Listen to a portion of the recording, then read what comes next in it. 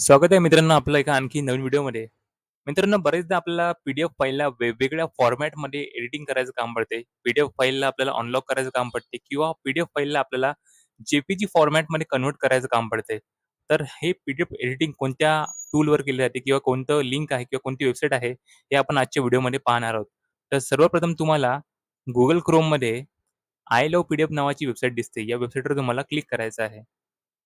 He website free of cost आहे. तुम्ही इथे डिफरंट फाईल फॉर्मॅटला डिफरंट फाईल फॉर्मॅटमध्ये कन्व्हर्ट करू शकता.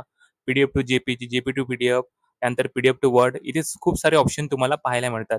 तुम्ही हे सर्व फ्रीमध्ये करू शकता. तर आजच्या व्हिडिओमध्ये आपल्याला पी-डी-एफला कन्व्हर्ट करायचं आहे आपल्याला जे-पी-जीमध्ये. तर पी-डी-एफला टू जे-पी-जी ऑप्शन आपण क्लिक करूया. सिलेक्ट पी-डी-एफ फाईल या ऑप्शनवर क्लिक करूया.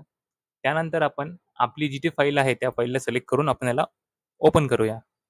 ओपन केल्यानंतर ही फाईल सध्या लॉक आहे. या पी-डी-एफला लॉक आहे. कारण की ही आधार कार्डची फाईल आहे. तर कन्व्हर्ट टू जे-पी-जी या ऑप्शनवर आपण क्लिक करू. इथे आधार कार्डच्या फाईलचा पासवर्ड मागत आहे. आधार कार्डच्या फाईलचा पासवर्ड असतो तुमच्या नावाचे पहिले 4 अक्षर कॅपिटलमध्ये आणि तुमचं जन्मवर्ष.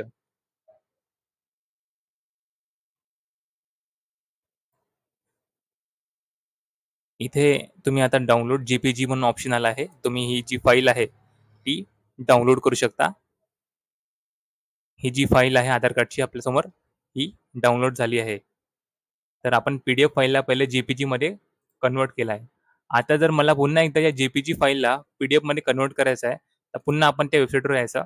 इथे कन्व्हर्ट पी-डी-एफचं ऑप्शन आहे. इथे जे-पी-जी टू पी-डी-एफचं ऑप्शन आहे. या ऑप्शनला तुम्हाला क्लिक करायचं आहे आणि सिलेक्ट जे-पी-जी इमेज या ऑप्शनवर तुम्हाला क्लिक करायचं आहे. जिथे तुमची जे-पी-जी फाईल आहे त्या ऑप्शनवर क्लिक करून तुम्ही याला ओपन करायचं आहे.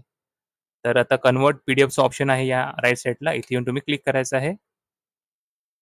Download PDF. तुमची जी पी-डी-एफ फाईल आहे ती डाउनलोड झालेली आहे. तर पहिल्यांदा आपण जी पी-डी-एफ फाईल घेतली होती ती फाईल लॉक होती आणि आता आपल्याकडे अनलॉक पी-डी-एफ फाईल जी आहे ती डाउनलोड झालेली आहे. तर तुम्ही पाहू शकता अशा प्रकारे आपण आधार कार्डच्या पी-डी-एफला अनलॉक सुद्धा करू शकतो किंवा मग आधार कार्डच्या पी-डी-एफला जे-पी-जी फाईलमध्ये कन्व्हर्ट सुद्धा करू शकतो.